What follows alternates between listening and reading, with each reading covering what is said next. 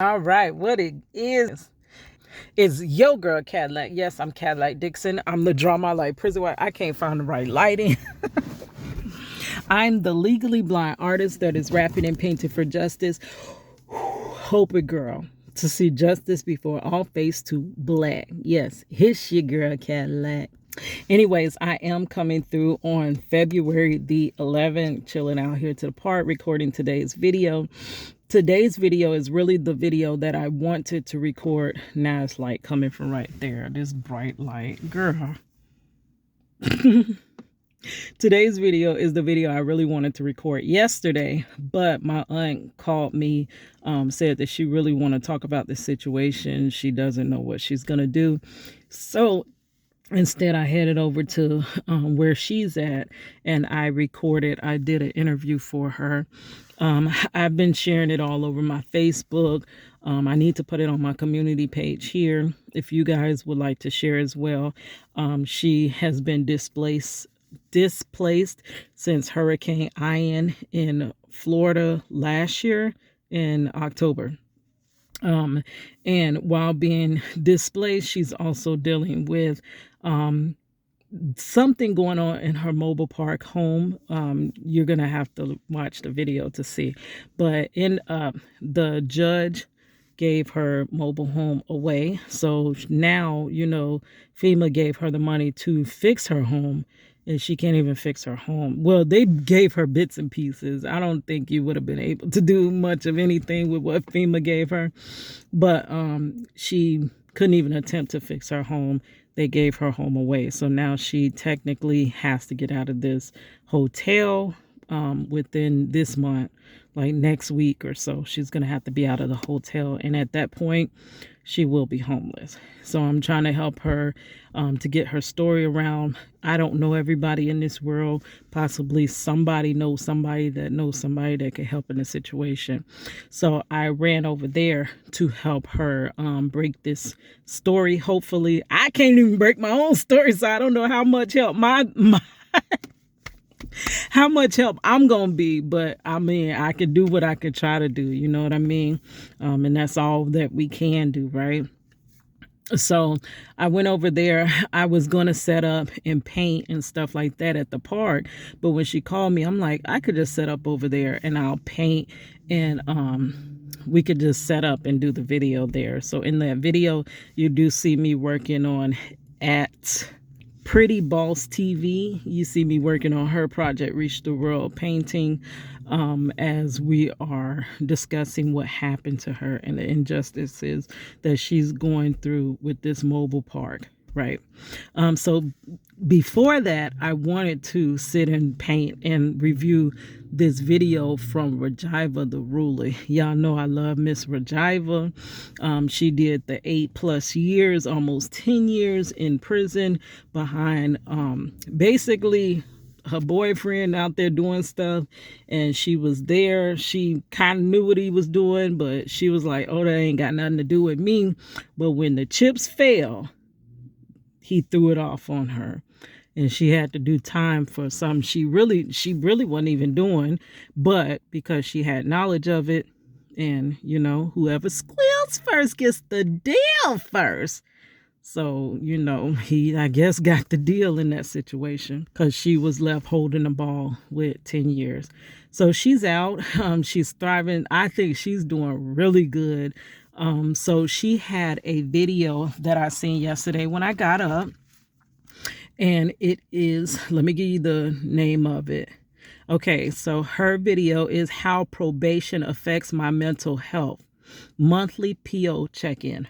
I'm going to link this in the description box. Y'all, please support her. She is a returning citizen. We have to support our returning citizens. Us supporting them makes our community better. It makes it a less chance that they will reoffend.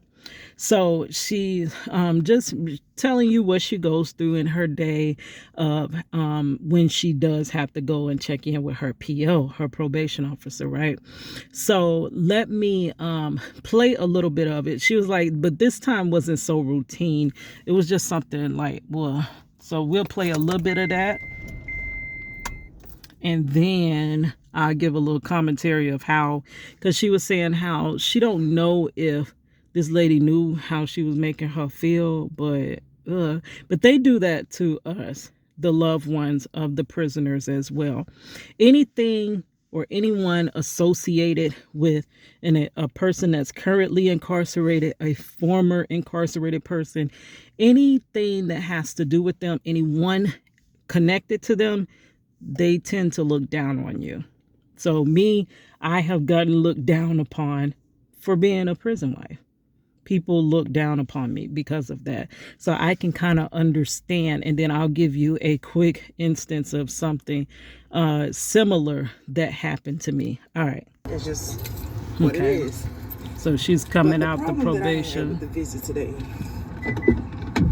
is, I told y'all they switched my probation officer multiple times. Let me sit y'all here. It's a little hot in my car, so let me crank it up. So I told y'all they switched my probation officer multiple times. And now the lady that I have, I don't like bringing race into stuff, so I'm not going to bring race into this. I'm not even going to tell you, like, I'm usually just cut on and just cut me off, but so I'm not going to talk about the race or anything like that because I'm just not going to do that, okay? Ooh, those glasses, yeah. But okay, so the new probation officer I have, she ain't, she don't disrespect me, she don't, talk to me any kind of way. She's very, like, soft-spoken. She don't really say too much, but it's just the way people can make you feel. Now, just because a person makes you feel like that, it doesn't mean that it's intentional. So I go in there. What I tell y'all, I love that she always looks at things from multiple perspectives. Now, she gave you how she felt about it, but then she also came behind it and said, just because I feel that way doesn't mean that's what happened. I love that. So it's a girl in front of me. I guess she was saying she just got out of jail and they told her to report there. And then I'm behind her in line. And so one of the probation... Oh, gosh. Hold on, Joel. Makes her move out the way, and he's talking to the receptionist lady. Like, we're not standing in line. So when you have to check in and write your name on the clipboard. So it starts out with this person coming in, treating them like whatever, these subhumans are here for their check-in, but I'm a human and I can come up to the front and mess over your time, however, and not even allow her to sign in. That's where it's starting at. This is how the day started for her. So that they can tell your probation officer, because when you sign it, you have to put who your officer is, and then they look at that and they be like, hey, Smith, that's not my probation officer, I'm just saying a name. Like, hey, Smith, Thomas is here to see you for your 11:30 or whatever. Until you sign in, they can't radio into your probation officer to let them know that you're here. So until you sign in, you on their time. No, they don't even know you there, even though you do have a calendar and appointment you pick out. So he's standing there, he's talking to the receptionist lady. So he's like talking to another, he was looking for a certain person. So he's yelling, back and forth, talking to him. And he's like standing in the way. She's already checked in, she's done. So he's like standing in my way for me to check in. So I'm just like standing there patiently, and he's like, just like talking, standing in the way and still talking to another person that's there to check in. And it's like, so basically, let me synopsize because I'm not going to have a lot of time. Y'all go check her video out, please. It's in the description box. But basically, this person's messing over her time. She really needs to sign in, but she can't just be forceful, like out in the public. We can be like, dude, like, come on. Everybody is here waiting. I need to sign in, just like, she can't really do that because... and especially in a probation officer, why would you act in that manner? It's like you got to be on every P and Q. So let me find the area of where she had the little situation with her PO.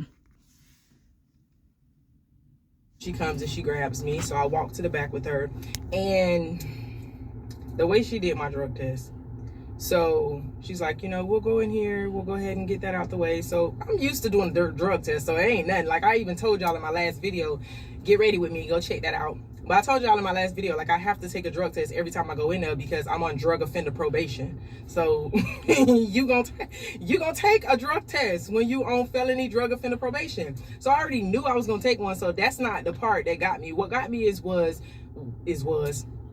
when I went in there and she's like, mind you, I have this paper. I have a wet thing, so I have my monthly paper, and like the counter is all wet. So she's like, you can sit in the chair. So I sit in the chair, and so I'm using the bathroom. And she's like, is there toilet paper in there? And I'm like, yes, there's toilet paper. So I'm not saying anything bad about the lady because, you know, she was respectful. She didn't have to ask me if it was toilet paper in there. I got to take a UA if it's toilet paper in there or not. So she's like, you know, is there toilet paper in there? So I'm like, yeah. So, like, the toilet is right here. Then there's, like, a little slit right here. So she's standing right here. She can see me using the bathroom. She just couldn't see the side where the toilet paper at. So I'm using the bathroom, and, like, it irritated me because, I don't know, I missed the whole cup. So it was, like, all over my hand, and that just, like...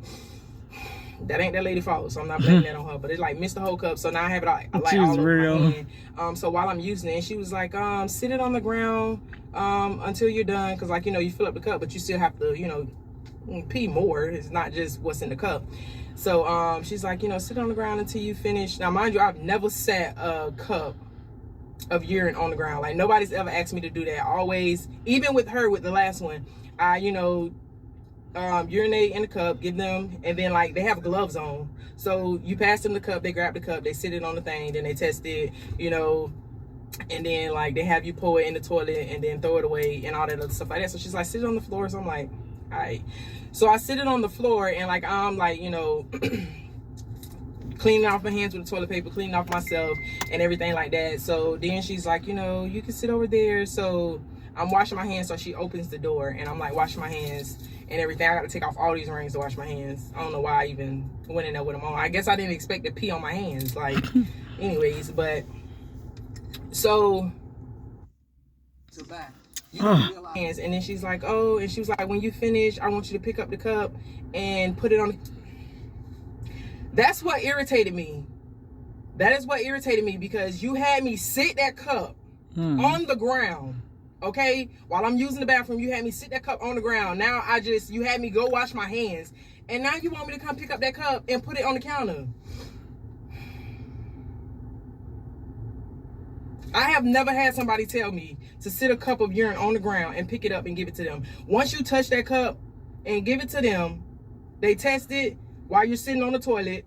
When they say, you know, it's all good and everything, then you get up, you pour it in there, you throw it away, and then you pull your clothes up and you go wash your hands and y'all leave out. This lady had me sit this cup on the ground, had me wash my hands, and then had me bend over and pick up a cup of urine off the floor to sit it on the counter where she was at. Okay. It's really frustrating. I'm trying not to cry because it's really frustrating because, you know, I do everything I'm supposed to do. I try to be a law-abiding citizen, but it's like something that happened so long ago keeps affecting my life, because the way that lady made me feel, like, it was so, like, demeaning for you to tell me to pick up that cup off the ground after you just seen me wash my hands. So now I'm gonna have to wash my hands again.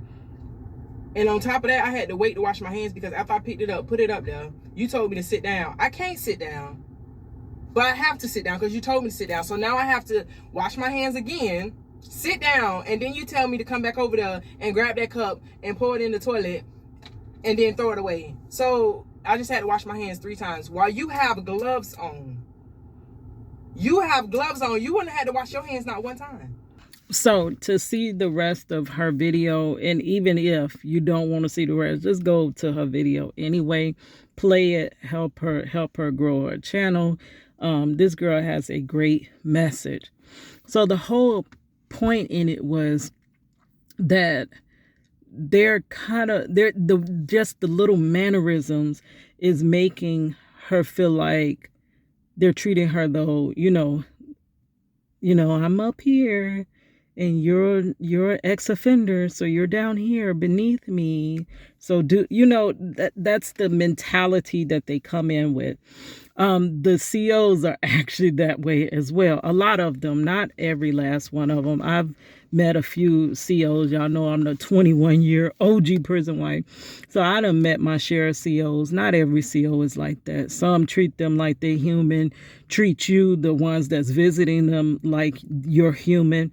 But most of them, for the most part, treat you in a certain way that you're kind of, we know we're the big, great gods, the COs, and you're the little bitty, itty people. Your loved one really isn't human, so you're not human either, because how dare you go have any any connection with somebody that's not human, that makes you not human too. And I could feel her on that.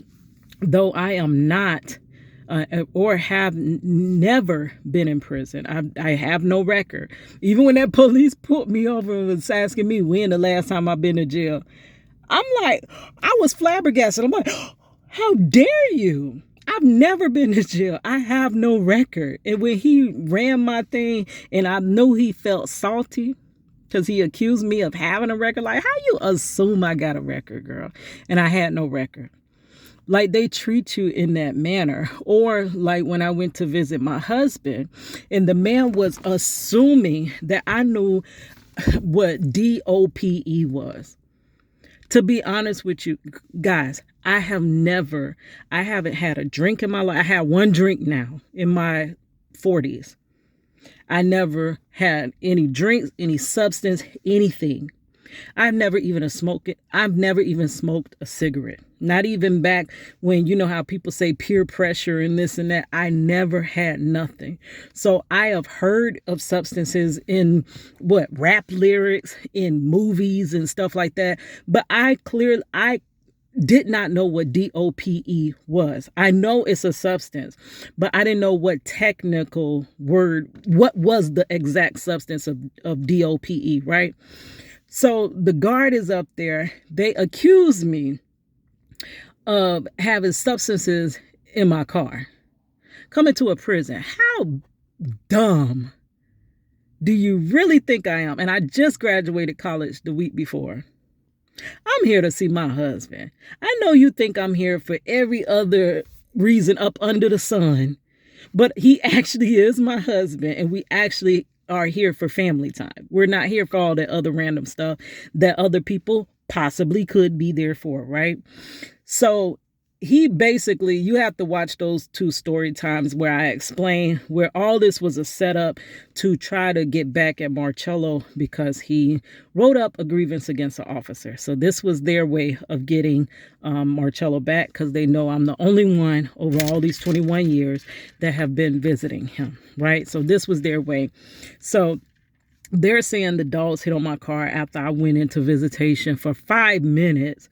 Like, girl, I done been around them dogs. I done been strip searched. I know how these procedures go. I know how, I know my rights, and I know when it doesn't feel like it's being done correctly. I believe had I let them search my car, they were going to put DOPE in my car.